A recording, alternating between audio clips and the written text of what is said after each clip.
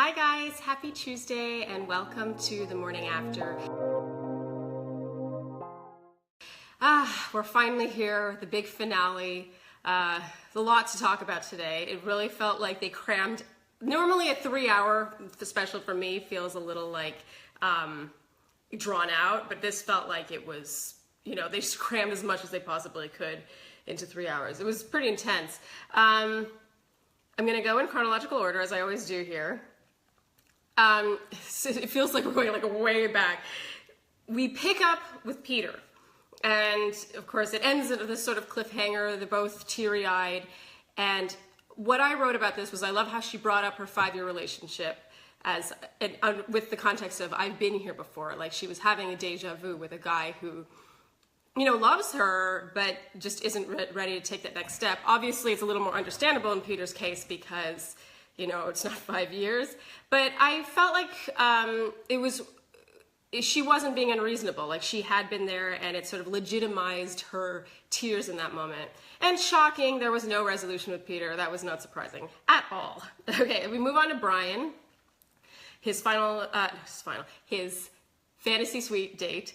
I like that she makes little I like that she'll poke fun at the race thing. When he says, which horse are you taking? She says, the brown one, it matches me.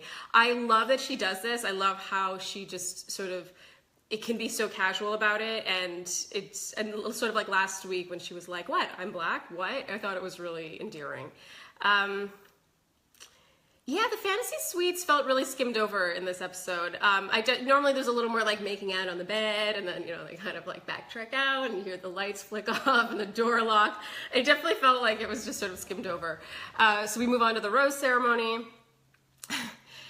Every fantasy suite week ever, I feel like the lead comes into this and says, I came into this week looking for more clarity and it's only less clear. I feel like that should be like a drinking phrase for the fantasy suite week. It wasn't surprising that Eric went home, but it was still sad. He took it like so well, such a class act, especially considering we found out later that he was really surprised. He thought he would be sticking around. I also wrote in my notes, how to make the lead question their decision to send you home. Say, I will always love you. And I feel like that's exactly what Eric did.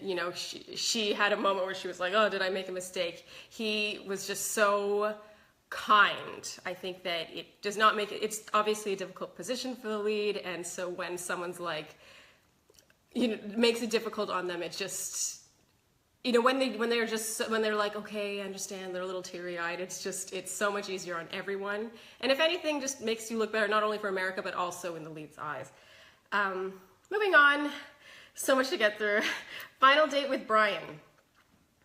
Oh, I wrote nothing crazy happened. Nothing really happened here. It felt like, he gave her the Spanish-English dictionary. That was really cute, a nice little touch. But yeah, it kind of felt like, okay, let's get to proposal day already. It did not, it was just, they're not in the same place as, they were just simply at a further place than she is with Peter. Obviously, the date with Peter took up most of this. It took up a huge chunk of this episode, actually. Here's the thing, I don't want to sound like I don't love Peter, because I really like Peter, and I talk about that in my Flair recap this week. I love that he differentiates the difference between being afraid of marriage, which he said he isn't at all, and being afraid of multiple marriages. I don't know if that's true in his case, just because I think he's just not ready for marriage, personally. But I agree with that fear in general, and I think too many people actually are not afraid enough of that fear, if that makes sense. So, yeah, it's hard to be on anyone's side in this because you could see both of their points. Like, it's hard to hear Peter's reasoning as to why he doesn't want to propose and be like, well, you're being unreasonable. But at the same time, you can't blame her for wanting someone who's absolutely sure about her. I think that's exactly my personality type. I am the exact same way, and that's how I was with Andy. So, yeah, they're just not meant to be. It was interesting that he started to diss on Bryan a bit, which we know they don't really get along, but it was just interesting that he actually went there and he said, oh, if you want to have a mediocre life. He didn't need to go there. I think it was obvious that he was just, grasping at straws. But yeah, it was not necessary. Yeah, So let's move on to the live segment with Peter. I thought it was interesting that they brought him out right away, because usually they would bring him out later. And I thought by doing that, they were essentially kiboshing any scenario where Peter came back. And I actually thought there was some scenario where Peter could come back based on that breakup. So I thought that was interesting that they just sort of like put a lid on that. It's over. I thought that was interesting. Let's see. So I felt this felt redundant and that they're in the exact same place. They filmed that, let's say 2 months ago or so. It just felt like, or maybe 3 months ago, it just felt like nothing. They obviously hadn't changed their stances on anything. I thought it was interesting as she emphasized that she doesn't think this world, this process, this show. She could have said this world, this process. She added this show that she doesn't think is for Peter. At Gail Peck Rauner said to me on Twitter that it almost felt like sabotage for him becoming Bachelor. And I don't necessarily disagree. I'm not sure if she meant it that way, but it's one thing to be like, oh, this process isn't for you, like, as a contestant. It's another thing to be like, this show, this franchise isn't for you. It felt a little like, who is a better candidate for Bachelor than Peter? Like, he's so good looking, he's so reasonable, he's so smart, like he's just a good package. I just thought it was interesting that she said that, and she said it twice. She didn't say it once. So it's not like it slipped out and she kind of like said something different after. She said it twice, which I thought was very interesting. I don't know if it was intentional sabotage, but I can't help but think that it would be taken. I'll put it this way. I can't help but think that many, many Americans could hear that and be like, yeah, maybe he isn't suited for this. Maybe he isn't capable of getting to where he needs to be in, 9 weeks' time. I thought that was interesting. I loved that she said she's living her best life. This was in response to him saying, oh, a mediocre life, blah, blah, blah. It was very much I said a rah woman moment, but I also felt that it wasn't necessary. Like, I thought that Peter was clearly hurting. He was not going on the offensive at all. And in general, this whole segment, I know I'm not the only one because a few of you have tweeted this at me, this whole thing felt way more sour than I was expecting. Like, it felt like they were a little like, and at one point she said, what makes you feel like I'm attacking you? Or why do you feel like you're being attacked? I don't recall him saying he felt attacked. Maybe you guys can correct me if I'm wrong, but it felt like a kind of wonky editing spot. But in general, it was just a lot more, there was a little more conflict here. Of course, in the context of like two extremely like reasonable, pragmatic people who would never like explode. But I thought it was interesting how, yeah, it just didn't seem like amicable. Not nearly as amicable as it was when they filmed, and usually it's like the reverse, like it ends sort of more fiery and then they have better closure at the end. So I thought that was interesting. And also, anyone else notice how Peter like got up at the end? Like, normally it's like, oh, Peter, everyone applauds, and then like they can't sit there and chat, and then he like was up, he was standing, and then like everyone was applauding, and they went out to commercial, and he just looked like he wanted to get out of there. It was just interesting. Okay, moving on. Proposal. Guys, this was so skimmed over. I was so sad. I wanted to see the rings. I was so sad about this. It felt totally skimmed over. Like he was like, yeah, this one. It was like, wait. We normally see more Neil Lane time. I don't know. I just felt, that's one of the highlights for me every season, so it just felt a little sad.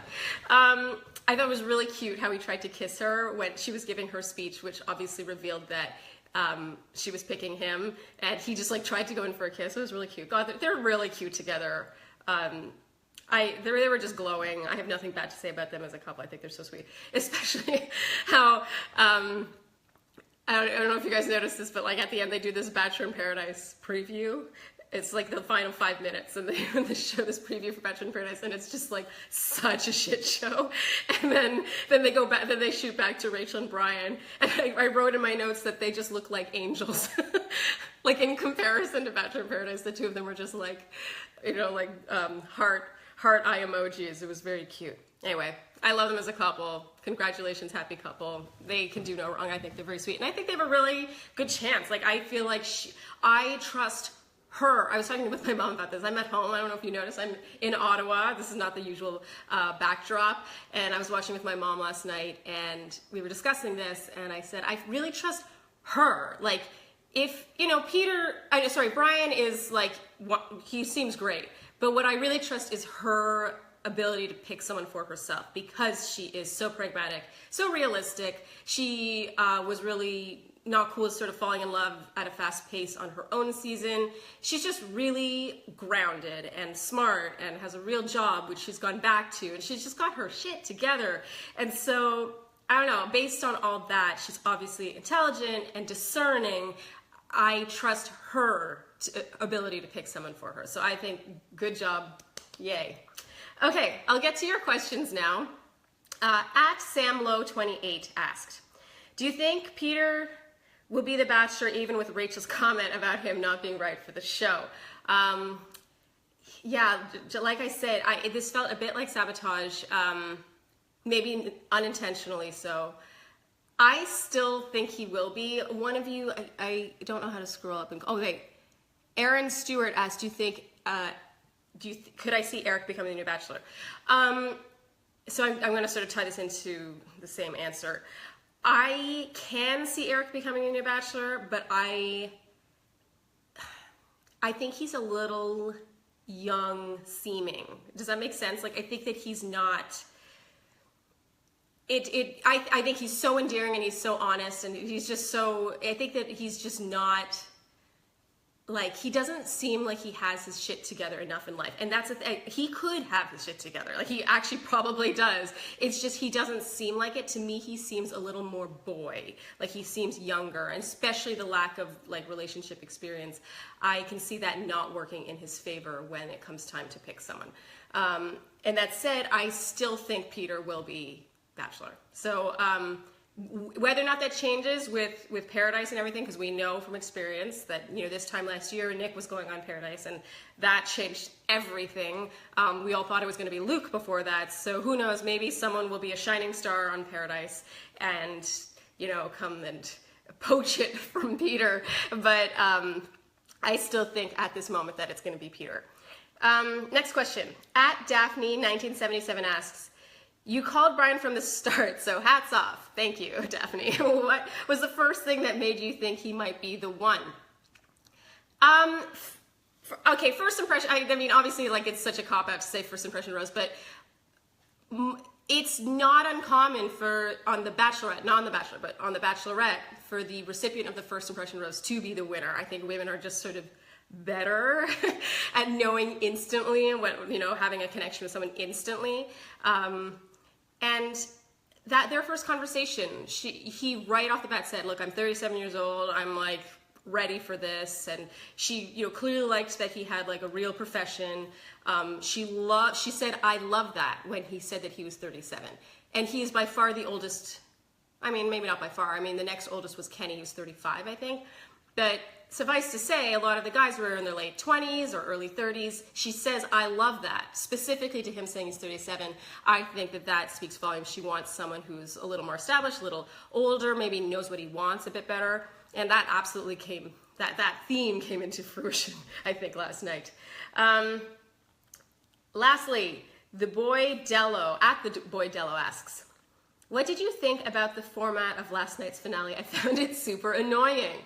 I disagree, the boy Dello. I talk about this in my Flare recap. Am I the only one? I liked the format. I thought that it felt more like it dealt with things when they were still relevant. So, you know, Eric is sent home. Immediately we talk to Eric, and then we move on. And then Peter kind of sends himself home-ish. And then we talk to Peter, and then we move on, and then there's no, like, backtracking. We don't see the whole thing, and then we have to go back and talk to Peter, and, like, it always feels like the lead has to, has to go over this hurdle of talking to the runner-up before they can finally announce that they're engaged. It just felt, like, really kind of fresh and moving forward. What I didn't like, and I will agree on, I found it annoying how skimmed over everything felt. So I feel like if they were going to do that format, they should not have had a cliffhanger at the last episode. It should have just been with the final two, because it just felt skimmed over. Like, I felt like we were not getting cute moments. We were just getting, like, serious talks all the time. I also feel like if you're gonna have Rachel sitting in the seat live watching with us, by all means, we need to have a little like square in the corner of her reacting to everything, especially that conversation with Peter. Like, what is the point of having her there if we don't get to watch her reactions? So that also I found annoying. But in general, I liked her being there. I thought it was just sort of a nice twist, and I could get used to it. So I respectfully disagree with that opinion. Okay, that's it, you guys. Thank you so much for tuning in. What a good season that was.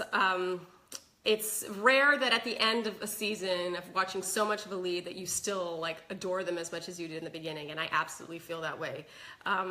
Yeah, it was a great season, great guys. I thought that her selection of guys was great, and I thought that she was just perfect. Like, I can't really think of anything that she did wrong, honestly, all season long.